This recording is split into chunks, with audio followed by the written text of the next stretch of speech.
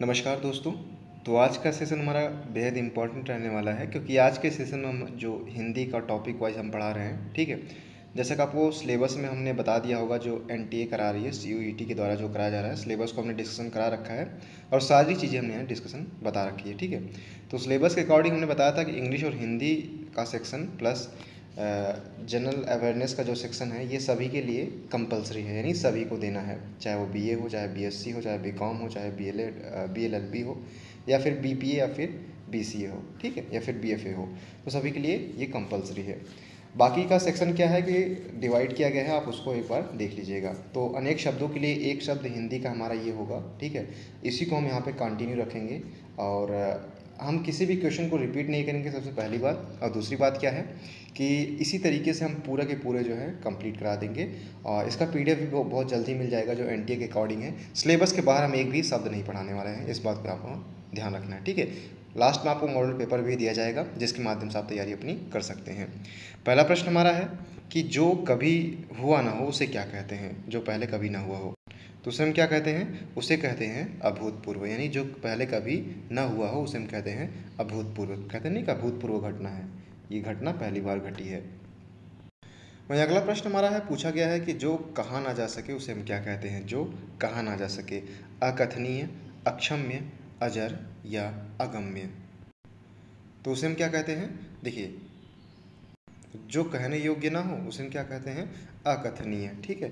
तो option A will be the correct answer. वहीं अगला प्रश्न हमारा है तीसरा नंबर। देखिए, हिंदी का सेक्शन में बताऊं तो इलाहाबाद विश्वविद्यालय की 2022 की जो बुक है बीए के लिए, वो इंग्लिश में भी है, ठीक है, और हिंदी में भी प्रोवाइड कराया गया है। नीचे आपको लिंक मिल जाएगा डिस्क्रिप्शन बॉक्स में, आप उसे डायरेक्टली डाउनलोड कर सकते हैं, हिंदी इंग्लिश का। इसके बाद टॉपिक वाइज मैं बताऊं कि बीए वाले अगर तैयारी कर रहे हैं तो उनके लिए अलग से है, बीएससी का अलग से है, बीएलएलबी का अलग से है, ठीक है। साथ ही बीकॉम का अलग है और एमए जो कि हिंदी के लिए वो अलग है, ठीक है। सेक्शन वाइज डिवाइड किया गया है, तो आप वहाँ से डाउनलोड करके अपने टॉपिक वाइज वहाँ पे देख सकते हैं। बाकी यहाँ पे एनटीए की जो बुक है वो भी आ चुकी है, जो नए बेसिस पे है, उसको भी हम अपलोड कर देंगे जल्द ही, उसको भी आप वहाँ पे डाउनलोड कर सकते हैं। समय की दृष्टि से अनुकूल हो उसे हम क्या कहते हैं? जो समय की दृष्टि से अनुकूल हो तो उसे हम क्या कहेंगे? समयानुकूल। जो समय के दृष्टि से अनुकूल हो उसे हम क्या कहेंगे? समयानुकूल। वहीं अगला प्रश्न हमारा है कि जो सब कुछ जानता हो उसके लिए एक शब्द आपको बताना है। अज्ञ, सर्वज्ञ, विशेषज्ञ या कृतज्ञ। तो जो सब कुछ जानता हो उसके लिए एक शब्द क्या होगा? सर्वज्ञ, ठीक है। यानी सर्वज्ञ मतलब जो सब कुछ जानता हो। अगला प्रश्न है कि जिसका गर्दन सुंदर हो उसे हम क्या कहते हैं? सुग्रीव कहते हैं, ठीक है। जिसका गर्दन सुंदर हो उसे हम क्या कहते हैं? सुग्रीव कहते हैं। अगला टॉपिक हमारा होगा वाक्य भेद। वाक्य भेद से संबंधित यहाँ पे 5 प्रश्न हम देखेंगे, इसके बाद हम आगे बढ़ेंगे।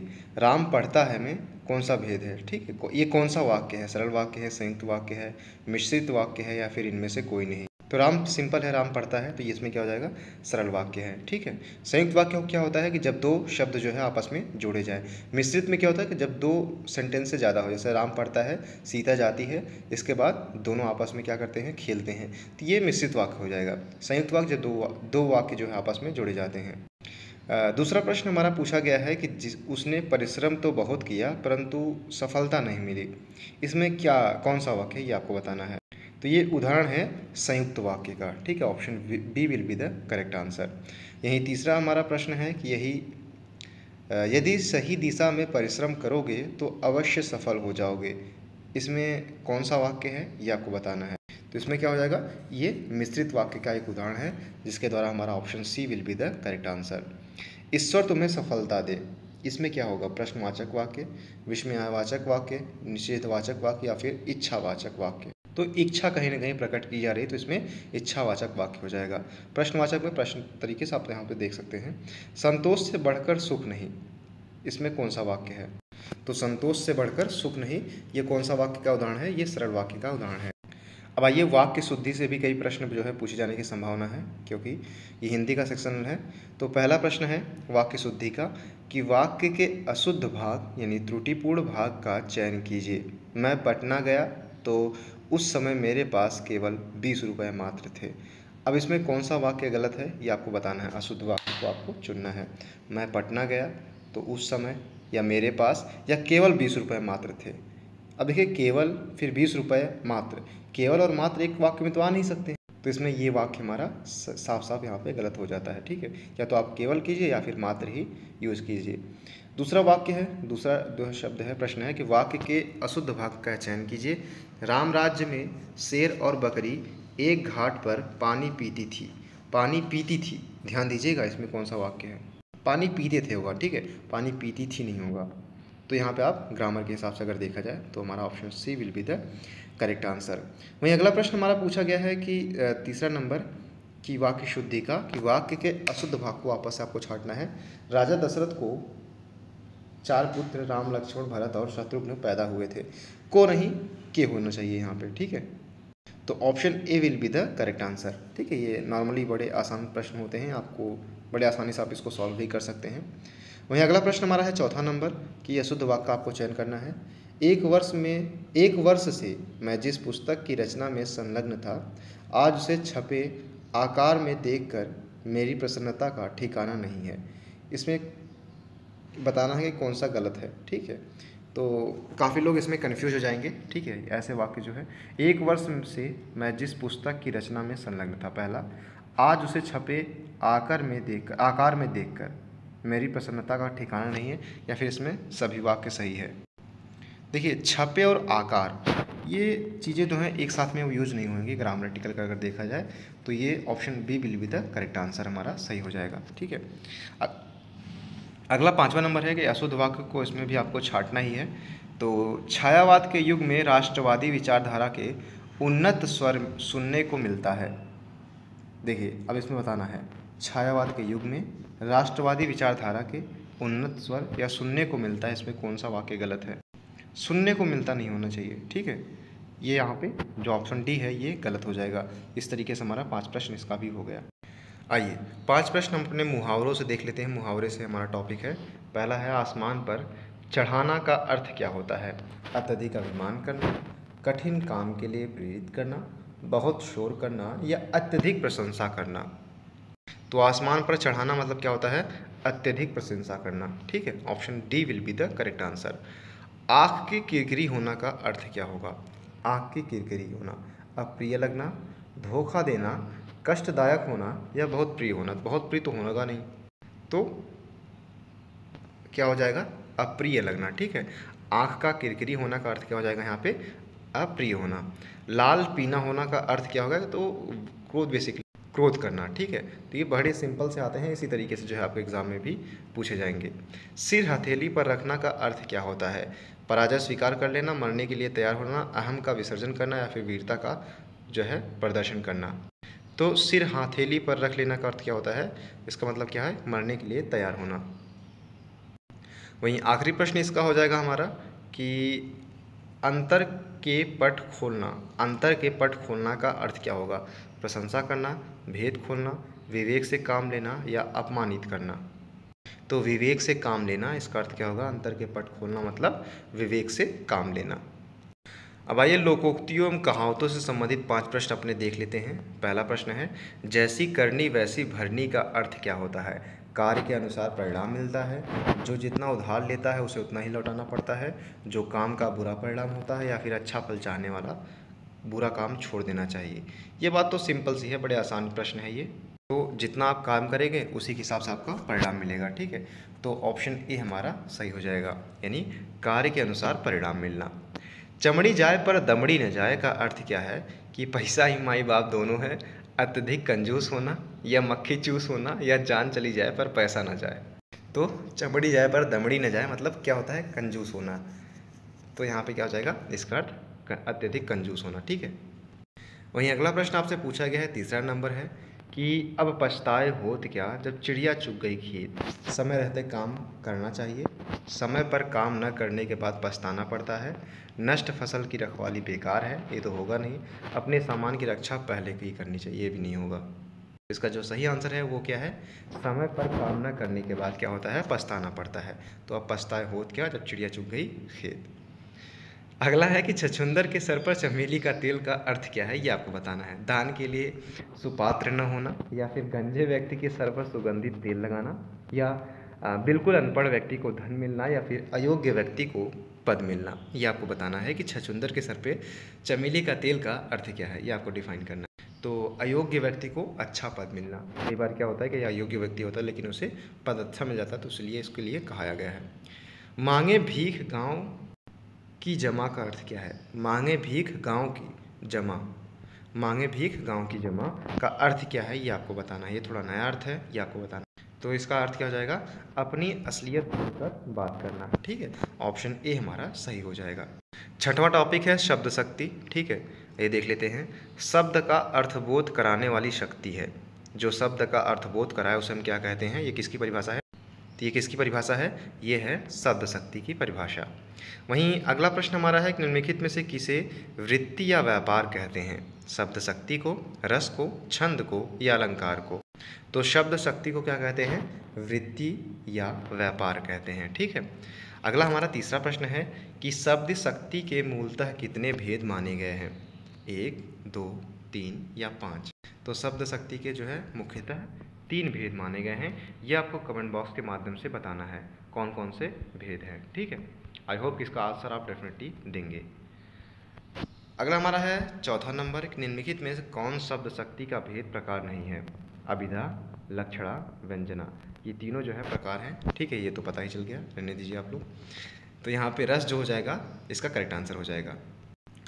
पांचवा प्रश्न है कि साक्षात संकेतित कहते हैं। साक्षात संकेतित किसे कहते हैं? अभिधा को, लक्षणा को या व्यंजना को? साक्षात संकेतित किसे कहते हैं? तो अभिधा को क्या कहते हैं? साक्षात संकेतित कहते हैं। अब आइए 5 प्रश्न अपने हम अस्थाई भावों के भाव से कर लेते हैं। ठीक है, अस्थाई भाव से, रस माफ कीजिएगा, रस से 5 प्रश्न हमारे हैं। तो पहला प्रश्न है कि अस्थाई भावों की कुल संख्या कितनी है? 9, 10, 11 या 12?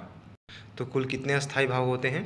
कुल अस्थाई भावों की संख्या है 9। ठीक है, कौन कौन से होते हैं उसको हम अभी देख लेंगे, या अगर आपको आता है तो आप कमेंट बॉक्स के माध्यम से बताइएगा। जिसमें से एक है शांत रस। शांत रस का अस्थाई भाव क्या है ये आपसे पूछा गया है। तो शांत रस का अस्थाई भाव क्या है? निर्वेद। निर्वेद क्या हो जाएगा? शांत रस का अस्थाई भाव। वहीं अगला प्रश्न आपसे पूछा गया है कि श्रृंगार रस का अस्थाई भाव क्या है? उत्साह, शोक, हास या रति? श्रृंगार रस का आपको पता ही होगा, श्रृंगार रस का अस्थाई भाव क्या है? रति होता है। ठीक है, वहीं अगला है चौथा नंबर कि विस्मय अस्थाई भाव किस रस में होता है? जो विस्मय अस्थाई भाव है किस रस का अस्थाई भाव है? हास्य का, शांत का, अद्भुत का या विभत्स का? तो अद्भुत का अस्थाई भाव क्या होता है? विस्मय होता है। ठीक है, आपको इसको याद रखिएगा।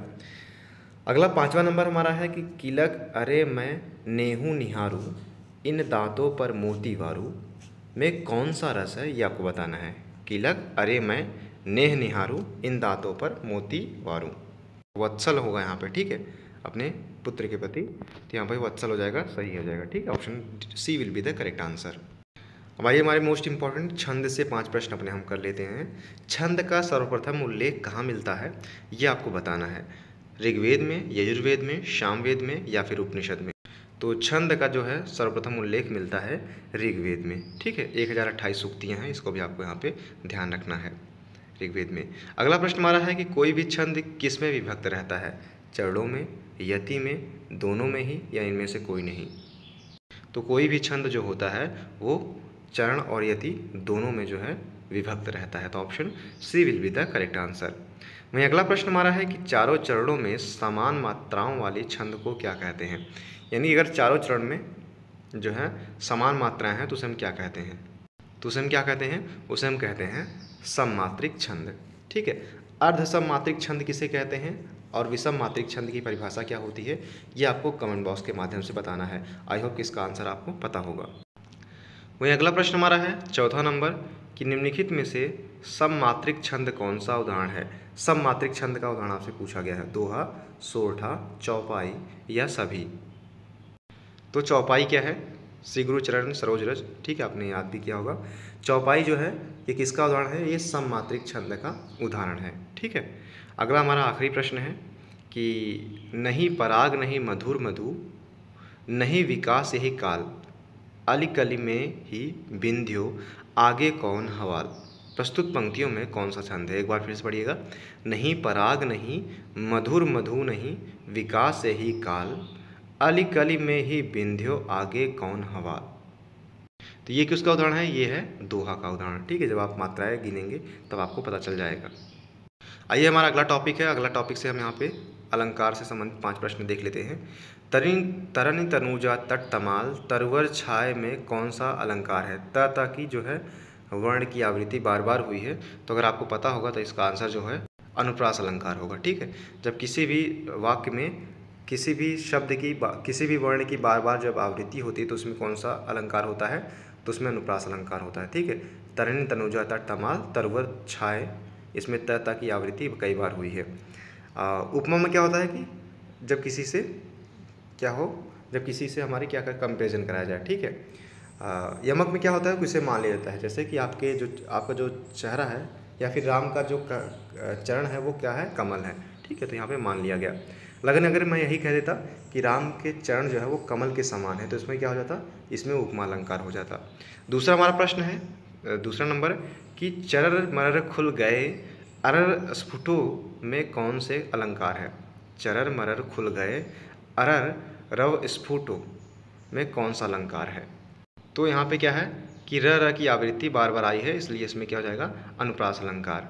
ठीक है, अगला प्रश्न हमारा है 3 नंबर कि बड़े नहूजे गुनन बिनु वृद बेड़ाई पाए कहत धतूरे सो कनक गहनो गढ़ो न जाए।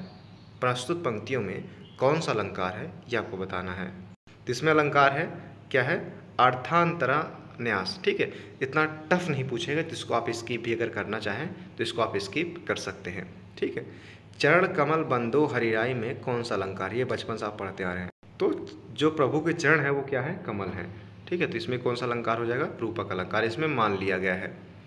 अगला हमारा 5वां नंबर कनक कनक तैसा गुनी मादकता अधिकाय या खाए बौराय जग वाह पाए बौराय।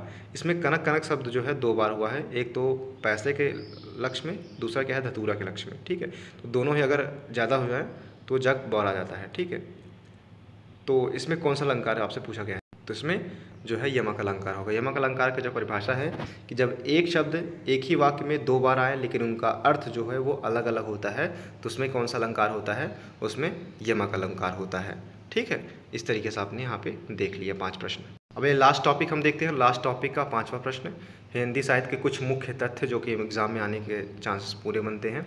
हिंदी साहित्य के आरंभिक काल को आचार्य रामचंद्र शुक्ल ने क्या कहा है? ये आपको बताना है। आदिकाल, चारण काल, वीरगाथा काल या सिद्ध सामंत काल। तो आदिकाल के प्रारंभिक काल को जो है रामचंद्र शुक्ल, आचार्य रामचंद्र शुक्ल ने वीरगाथा काल के नाम से संबोधित किया है। वीरगाथा काल के कवि कौन से नहीं हैं, ये आपको बताना है। तो आपको उदाहरण दिया गया है कौन कौन से कवि हैं या कौन कौन से कवि नहीं हैं। चंद्रबरदाई, नामदेव, जगनिक या फिर मधुकर। ठीक है, आपको बताना है। देखिए, आपको पता होगा कि चंद्रबरदाई भी हैं, ठीक है, जगनिक भी है और मधुकर भी है। तो जगनिक और चंद्रबरदाई तो आपको पता ही था, लेकिन नामदेव और मधुकर में आप कन्फ्यूज़ होंगे।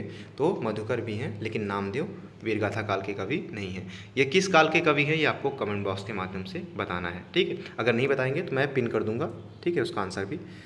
लेकिन कुछ चीज़ें जो है आप जब आप बताएंगे तो उससे क्या होगा कि आप वो चीज़ें सर्च करेंगे तो उसके बारे में थोड़ी चीज़ें जानकारी लेंगे। ठीक है, तो वो एक पार्टिसिपेंट्स आपका भी होता है एक्चुअली। अगला हमारा है कि वीरगाथा काल के सर्वश्रेष्ठ कवि माने जाते हैं, ये आपको बताना है। तो चंद्रबरदाई को वीरगाथा काल का जो है सर्वश्रेष्ठ कवि कहा जाता है, फिर माना जाता है। ठीक है, तो option A will be the correct answer. वहीं अगला प्रश्न है कि पृथ्वीराज रासो के रचनाकार कौन है, ये आपको बताना है। पृथ्वीराज रासो के रचनाकार, तो पृथ्वीराज रासो ये काफ़ी इंपॉर्टेंट है। इसके जो रचनाकार के अंतर्गत अगर पूछा जाए तो ये चंद्रबरदाई आएंगे। ठीक है, वहीं अगला पूछा गया कि कबीर दास की भाषा कौन सी थी, ये आपको बताना है। शुद्धक्कड़ी थी, खड़ी बोली थी, तो कबीरा की उल्टी वानी बरसे कमल भीगे पानी, आपने इसको रटा भी होगा बचपन से। तो सधुक्कड़ी थी। ठीक है, इनकी जो भाषा थी वो क्या थी? सधुक्कड़ी थी। इस तरीके से हमारा जो है टोटल जो है 50 प्रश्न जो है हो जाते हैं। 50 में से आपको 40 करना होता है, आपको पता ही होगा। और इसी तरीके से हम पूरे सिलेबस को कंप्लीट करवाएंगे, ना केवल यूजी के बल्कि पीजी के भी जितने भी कोर्सेज हैं सभी को हम यहाँ पे कंप्लीट करवाएंगे। ठीक है, आपके सर जो है अलग अलग आपको पढ़ाएंगे जितने भी होंगे। अगर आपका डाउट है तो आप डायरेक्टली हमसे इंस्टाग्राम के माध्यम से भी जुड़ सकते हैं। Thank you so much, keep loving, keep support and keep stay with us. Thank you so much.